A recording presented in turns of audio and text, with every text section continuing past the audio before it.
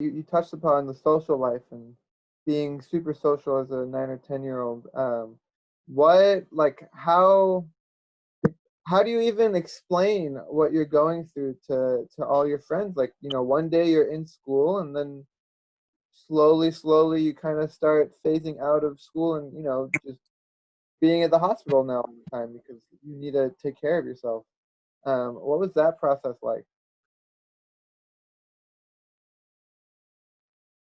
I was a very social person and I had so many friends, and when I did get sick, I'm not too sure. I haven't really talked to the people. I haven't really talked to the people who I was friends with at the time that I lost contact with. I guess I just did. Like I couldn't cope with the conversations going on. Like I couldn't tell or describe to anyone how I felt because I honestly did not know how I felt. Um, and it was really, really hard for me to get people to understand what I was going through when I didn't even know myself. It was so scary, and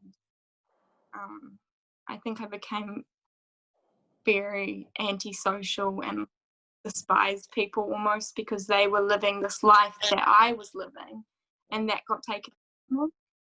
And so I only stayed in contact with about two of my friends, and yeah, they were there for me a lot during the time, and they understand. Yeah, and we kind of just went from playing outside to them there, just kind of having a little conversation or playing on the computer. It was really, I guess it would have been really hard for them as well Hmm. to understand. Yeah. Yeah, I can only imagine. I'm glad you were able to keep two, three of those friends, have that kind of support. I know the one consistent thing through all the stories that I hear is having that kind of support group, having the people there to support you who understand what you're going through, and even if they don't understand, they're willing to learn more and try their best to do whatever it is that they can do to make your life easier when you hang out, or even hey Katie, let's go to the movies tonight. Oh wait, and you might be like, oh, I can't tonight. It's like it's not that you don't want to hang out with me. It's more that tonight's just not. You're just not going to be able to. You don't feel well. Um, as a side note, movies is actually a pretty bad example because the loud noises give people headaches and the bright lights give people headaches. So I highly don't recommend taking someone who has CRPS to the movie theater.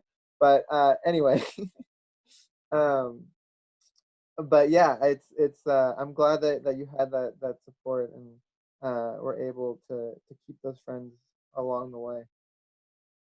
Um, It's really hard because as a 10-year-old, you see all these people on with their lives and doing new things, and everyone was getting to go to high school in a few years, and I couldn't do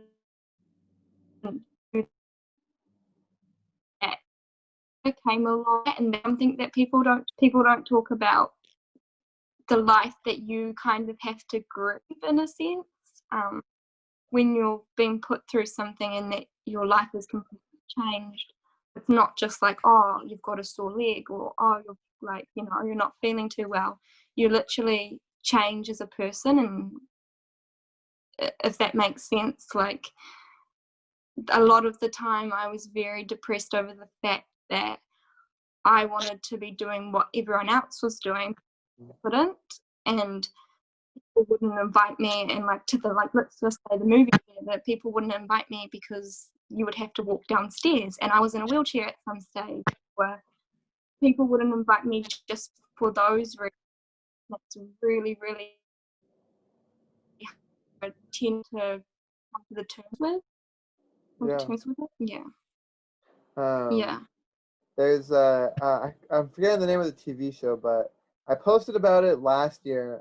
My sister loved the show. It was about a kid who was in a wheelchair. I forgot what illness he had, but basically, like, he's trying to I don't remember what it was, but he was trying to go on a date at a movie theater, and I don't know what happens, but it shows over and over again all the like little things that could become huge hurdles for someone, whether it be in a wheelchair or just any sort of chronic illness or disability.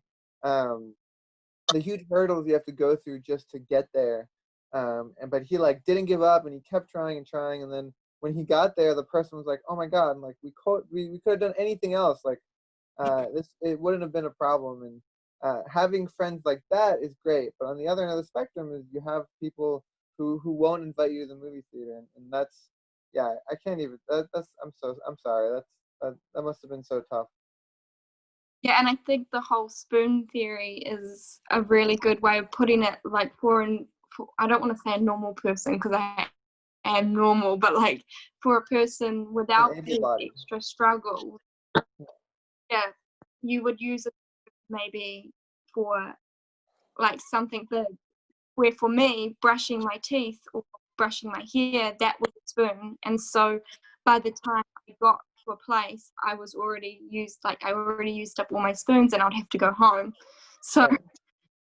so people don't realize that those small like a lot of and a lot of time where it wouldn't usually. It's just a day thing for a lot of people. Yeah. Um, yeah, that's like for example, today I went for a run and I did a workout and like for someone that's dealing with a chronic illness, that's the day. Like you're done. There is no interview, there's no making dinner, there's no game night. Like you're Yeah, done, you're on your bed, like you are not moving until tomorrow. And even if you move tomorrow, tomorrow's gonna hurt because you use either an extra spoon today to do the workout or your body's just gonna feel creaky because you know it's the day after a workout or whatever it might be. Um, I didn't do a spoon theory video yet, but I did last year. So my sister has it in her right arm. So I did one where I wore a sock over my arm, and I like documented the whole day where like essentially I didn't use the hand other than to like unless I don't even know. I didn't use it for much, but I had to write an essay and like I was on a plane that day, so I had to like push my carry on with one hand and like you know, I'm wearing a sock, so most people aren't out here trying to help. They're just like, "What is this idiot doing?" So it was really a experience to just see how long things can take. Um, for example, it wasn't even an essay. It was 3 paragraphs, and I had to like you know click one finger at a time the whole time, and it took me like 3 hours. Like my mom and my sister watched a Hallmark movie on the couch, and I'm just like out here clicking away. And they're like, "How much did you write?" I was like, "I'm only 2 sentences in." that's definitely a really good idea, and I think a lot of people don't actually realize those little things all add up. Yeah. Yes.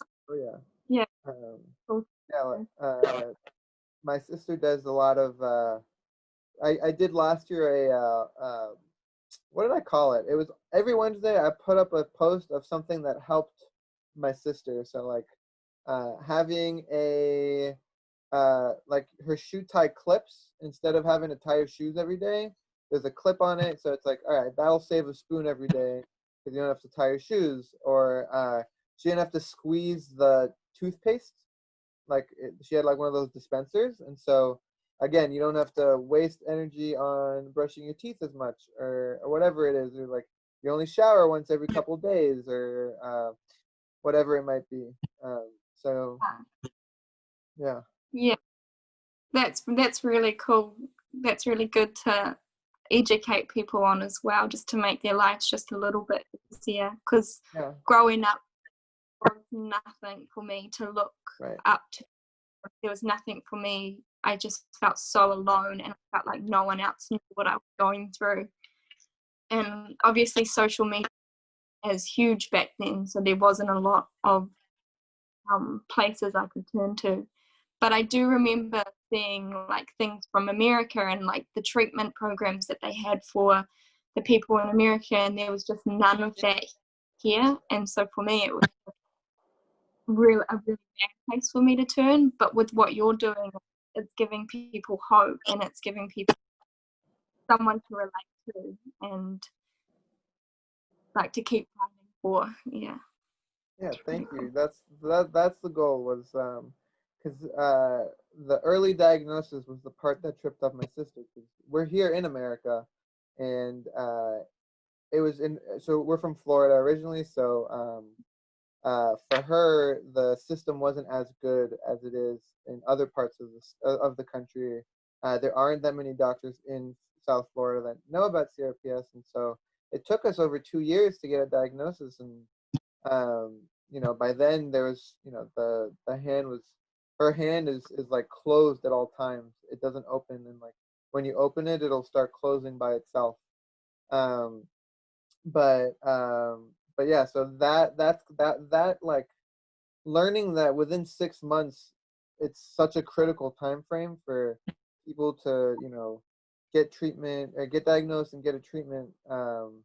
Was why I started this, is because I wanted to educate people so that if they hear CRPS for the first time, and they Google search and they find my page, hopefully they'll see that there's a ton of people that have it. I saw that in the United States alone, there's like, I think it's close to 500,000 people that have Um. CRPS. Yeah, Yeah. which is, I mean, relative to the total population, might not be a ton, but it's still a pretty influential amount of people. So you're definitely not alone, and there are so many amazing people out in the community. So if you're watching this video, we're both here and we're both willing to help. Please feel free to reach out. Um, yeah, and so what are you doing now? Um. So I'm gonna try to explain it like so it doesn't take up the whole day. But I did find a like a I wouldn't say treatment, but like a thing that did kind of kickstart my what's the word like rehabilitation Hmm. almost. Yeah. It would have I wrote it down just so that I knew what I wanted to say. Um, And of course, Sorry. this is clearly this is like a perfect example of the brain fog. Is that you prepped ahead of time and you wrote it down because you thought maybe you'd forget about it. So, Yeah, I um, knew I was to try explain things that I would just forget because it just goes in one ear and out the other. I think it was in it was around 2000 end of 2013, start of 2014, I believe. I came across um, a process, I guess what they call it, called the lightning process, and I yeah, knew someone that had done it and had really good success rate. And um, we were at the stage where we were willing to try anything right, just to help. And so we'd already used up a lot of our money on all these other things, and we had no money left. So we actually fundraised for me to be able to fly down to the other side of New Zealand to get treatment. And yeah, um, it was really, it's really hard for me to explain because I do believe that it did kickstart my recovery or remission, as you could call it. But I think for me, I had so much pressure on me that this was going to get me better because so much people had donated their time and their money to get me to hmm, go. And yeah, so everyone wanted it so badly to work. And when I went, it did help a lot, and I learned a lot of things and to cope with my pain and to, live a better life almost and keep things under control. Um, Sorry. completely I'm No, completely confused myself. no, it's totally okay. um The fact that you had, I mean, that's something I've never even thought about. Needing so needing a fundraise to get the medical attention you need, but also the pressure involved in that to get better because this isn't just you and your family's money anymore. It's now other people have come in and tried to help you. Wow, I've yeah, never even thought of that as like a piece of the pie that like you need to get this treatment or you're trying to get this treatment that hopefully will make you feel better. But with CRPS, of course, there are no sure things because it might have worked for whoever it is, but not for you. Um, exactly. And I think a lot of people just assumed because it would work for one person, it would work for me. And that's like the miscommunication scripts. Just because one thing works for you, it just does not mean it will work for someone else. And everyone's journey is so completely different. And I'm just going to read what I wrote down because no otherwise problem. I'm going to go really off track. So the lightning process is a process you learn to like break the cycle. Um, so like you are struggling with something, struggling with a life, like example, chronic pain or depression. You learn how to recorrect like your thought process almost, and you learn different things to kickstart your recovery and to learn how to cope with things. Because if you can cope with things, you've got a lot clearer mind. And basically that's what it, in like a short description, that's what it was. And I went down with really high hopes thinking that this was like I was going to do it, and then the next day, because it was like a few day process, I had like this thought that I was just going to get better like as soon as I left, and that didn't happen. And a lot of people assumed that as well with me, like that I was going to come back and I was going to be back to normal almost, or whatever normal was. And I wanted so bad to be that, and I wanted so bad to have a normal life and be the person I was before all of this happened, even though I was a whole 3-4 years like different. I just wanted my old life back and what everyone else had. And I I started to tell people like, oh, I'm better, and to some extent I was doing a lot better. I mentally I was able to cope with it a lot more, and I was older, so it wasn't so hard on me, and I understood a lot more. But I started to tell people, like they'll be like, oh, you're better now, right? And I'd be like, yeah, like I am better. And I wanted people to treat me normal as much as I could. And so the pressure of getting better,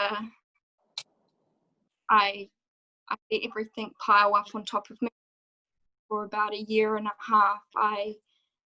The people closest to me knew that I was still having pain and stuff like that, but a lot of people had, like the new people I met had no idea what was actually going on in my life. And so for about a year and a half, coming up 15, so maybe about a year, I changed schools and I went to a proper school instead of the hospital school. I pretended and put this face on that I was healthy and no one knew what was actually going on. And I Yeah. never really thought about using my spoons correctly, I guess you could put it.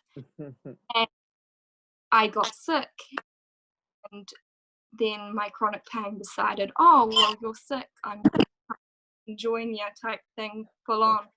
I actually ended up in hospital with a ketamine infusion and on a feeding tube and not able to walk because I pretended for so long that this wasn't like happening, and I let it build up.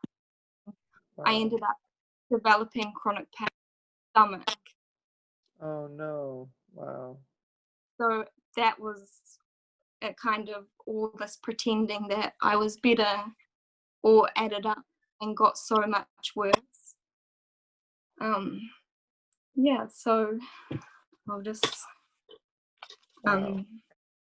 That's crazy. I mean, this is like a perfect another example of invisible illness at its finest. It's you know, if people are being introduced to you and they see you, you look fine, right? Like there's nothing externally wrong with you, and so as a result, it's assumed that you're you know you're able-bodied, but in reality, you were hiding your illness, and so it's like for those people that met you, it's like, wait a second, when did this happen? It's like, no, this didn't just happen. This has always been here. I've just been trying my best to hide it. Wow, I'm sorry that you had to. One, you had to hide it, but two, that it really came back with a vengeance afterwards. yeah. Yeah, so I think I wanted so badly what I once had that I kind of, if I went in the right direction with my recovery and I had the right intentions, that maybe it would have worked out a lot better. But for me, it was kind of fighting so hard for what I want and not looking after myself. And I Mhm. think over time, when I was in hospital and they they realized that it was in my stomach, it was a real mental battle because no one could do anything. It was literally, there's nothing that they could do to cure the chronic pain in my stomach because there is not a cure. That, you know, there's no cure like, oh, you need to take this and you'll be better. And then at that stage in my life, once I'd left the hospital and I felt like I was on my own again, um, I kind of had two choices. I could sit around and like feel sorry for myself and like, you know, like think of what I once could have had, or I could like, my option was to give myself time to grieve of what I had gone through and what I once was, but then pick myself up and make a new life for myself. And um, instead of like wanting what I once had back, I Yeah, could move on and I could be my new, like a new person. yeah, Um, and once I did that, like I learned how to look after myself and I learned how to listen to my body and know what I needed to do. And slowly but surely, like when I say slowly, it was a long process. I learned my boundaries and I learned how, what I could and couldn't do and stuff like that, if that makes sense. yeah. No, absolutely. That's it's like Katie 2.0, more or less, right? Like, you know, you came to terms, and I'm glad you brought up that grieving process, because that is really important, is to, you know, understand that this might be gone, but now there's a whole new you, and you just move forward, and you want to live that life because those are the cards you have now. And so while it's important to Yeah. grieve the past, it's also important to look forward to the future. Um, so then that leads to the question, Katie, what is the future? So right now, I have a job looking after a young man with intellectual disabilities, and it's something I'm really passionate about. Being an advocate for those who don't have a voice, and I would love to go more into the mental health field, maybe down the line. I've just moved into my own place, which is something that I never thought I would be able to do, because I did need so much help when I was battling the chronic pain at like its high point. But I've come to a place now where I would say I have it majority like under control. Like I do have days, and I'm not going to say like my life is perfect now and that I don't have pain days, because some days or even some weeks are just really unbearable, but I think the majority of the time I've got quite a bit of control over things. Yeah, so That's that's awesome. Wow, that's very, very cool. And congratulations on having your own place. Sorry, I muted myself. Congrats on having your own place. That's such an accomplishment. How has that transition been to, being self-sufficient almost completely now, right?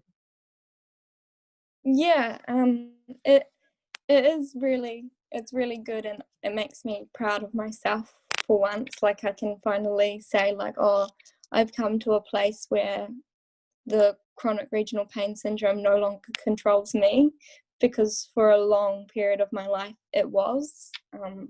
I mean, I've had it for half of my life now, so Right. yeah, so it feels really, really good, and it is really hard, especially with the whole COVID 19 situation. I'm not sure a lot of people are aware, but I'm pretty sure complex regional pain syndrome is classed as high risk for it. I'm not Yeah. too sure. Yeah, it's because people with CRPS are immunocompromised and they're part of the at-risk Yes, population. Yeah. Um, so has that limited your interactions with your family as well? it has a little bit difficult. Hmm. Yeah, so I have been out of work for a few weeks, but I'm hoping to return within the next 2 weeks, because we've got it majority under control at the moment. Awesome. So, Yeah. like, it still does obviously affect me in things like that. Like, I've been having to self-isolate and small day-to-day things as well. It's still there, and I'm not going to say that I'm completely in remission, and I don't think I ever will be completely out of the woods with it. But I think like, I want people to know that you can live with it, and you can, I would say, beat it and Yeah. become in control. Yeah. And make it a part of you rather than all of you, right? Like Yeah. it's a piece of And your not, life, but it isn't yeah, your life. yeah, not to let it define who you are, because for so long I did. Yeah. Yeah.